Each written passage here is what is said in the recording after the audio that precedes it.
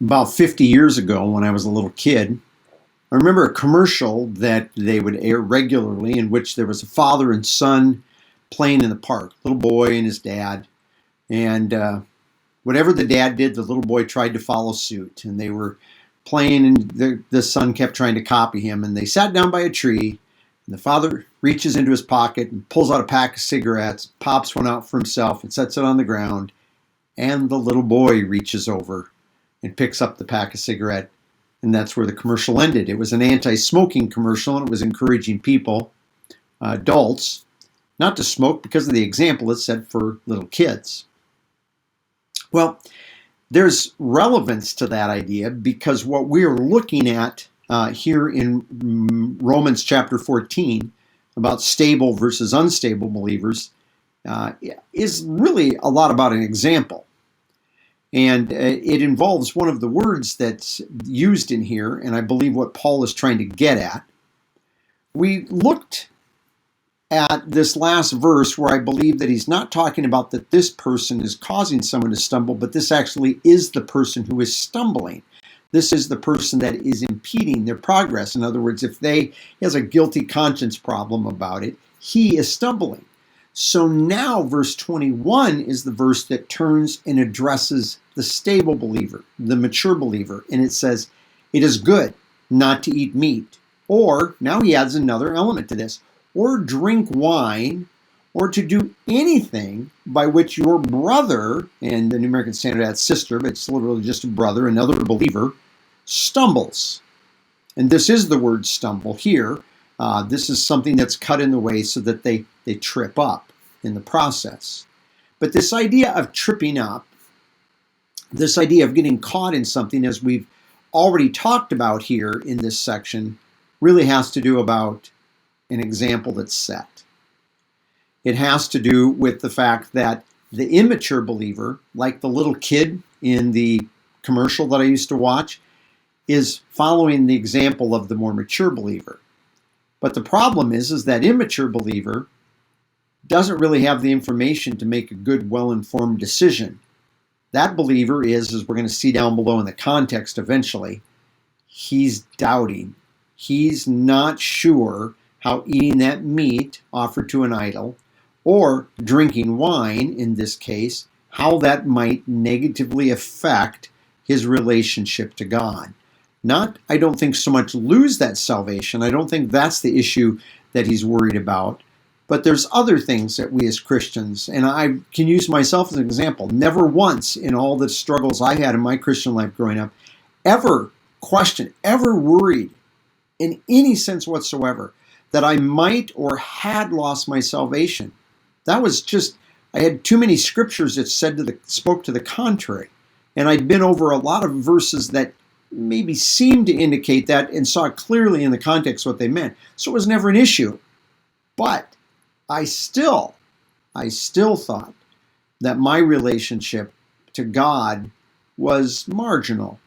And I figured that when I really needed to talk to God about something, because maybe something big was going on and I was really worried about a thing or really concerned for a person, there was no way on this planet that God was going to listen to me.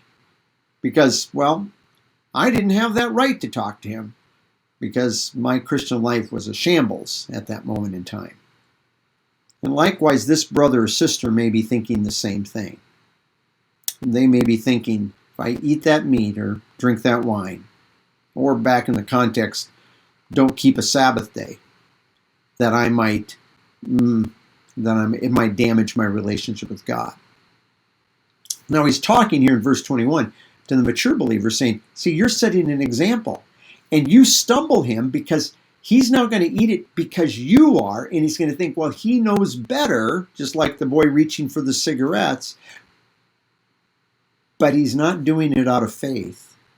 He's not doing it because he really believes that his relationship to God is untouchable, cannot be messed up or harmed in any sense. So he makes this statement in verse 22, and remember now, this is to the mature believer, to the stable believer.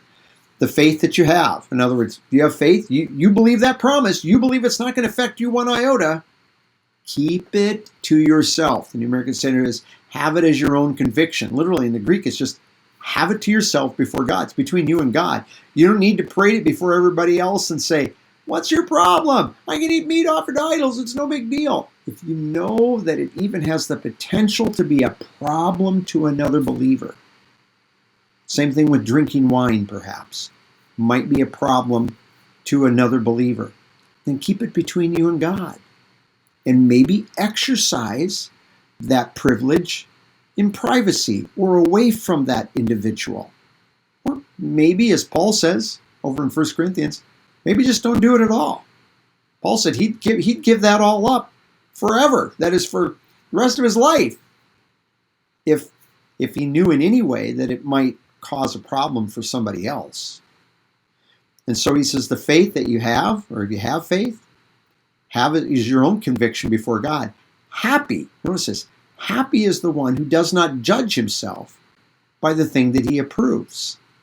In other words, you have a faith, you do it, you can approve of it, it's not a problem for you. But he says you're happy if you don't judge yourself by parading your liberty and your freedom before others.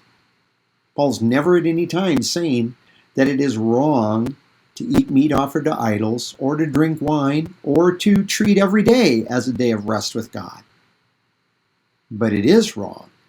It isn't the right thing if you parade that liberty before your fellow believer and cause them to follow suit, even if they're not doing it out of faith in God's promise that nothing can separate them from God's love to them in Christ Jesus. Just be willing to do it. Show them love. Demonstrate love by being willing to forego your right. Isn't that kind of what that ad council was trying to tell parents? Forego your right for the sake of your child? This is even a bigger deal. You as a believer, forsake that right because you don't want it to get in the way of the growth and maturity of another believer in Christ. Something to think about as you are yourself, I trust, having a good day in the Lord, but as you are encouraging other believers to have a good day in the Lord. I'm Pastor Tim Holscher, and thank you for joining me for this study today.